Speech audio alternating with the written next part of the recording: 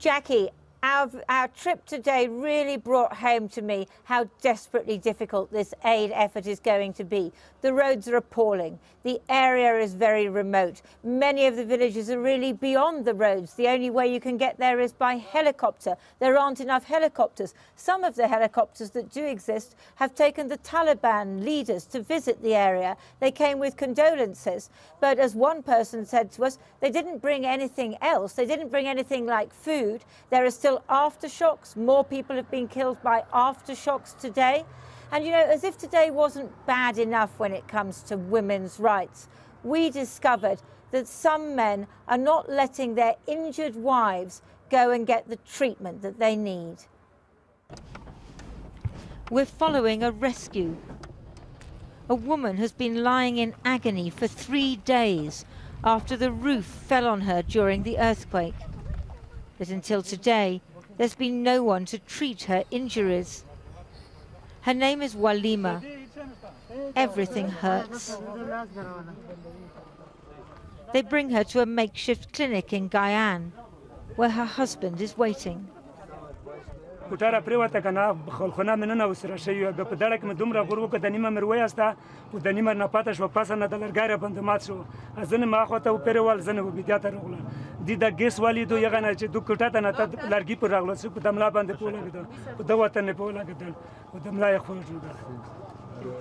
9-year-old daughter Kasima is also there.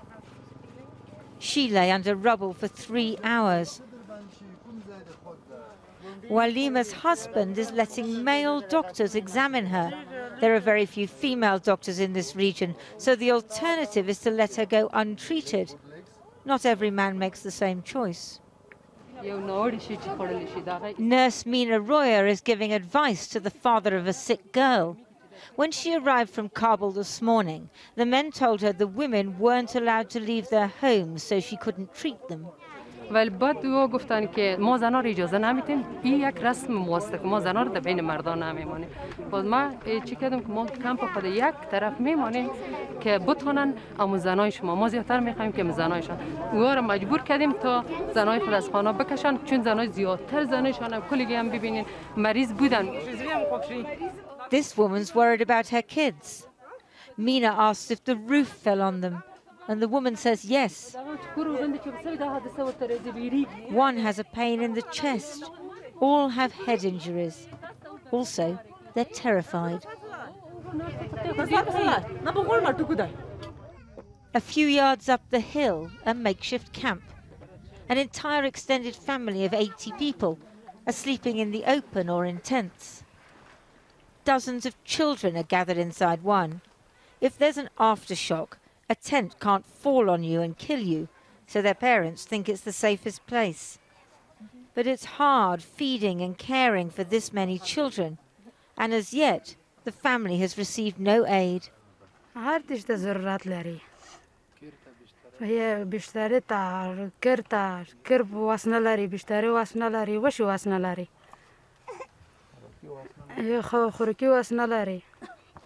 The patriarch of the family shows me their ruined compound.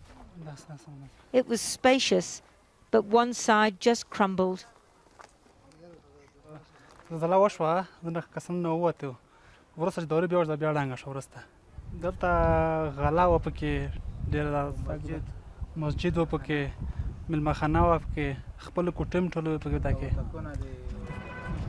Down below in the main square, a few ambulances and a little food and medicine has arrived.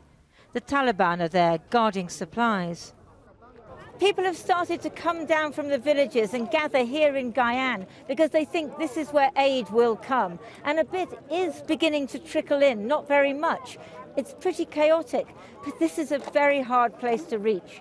And what people are telling us is that there are villages up in the mountains, several hours' drive away, which have been completely flattened, haven't been reached at all, and we don't know how many people have been killed there. A few more trucks are on their way. This is one of the most difficult places on earth to mount an aid operation. It's not just the terrible roads, but the cultural traditions and the Taliban government which make it so hard to help women.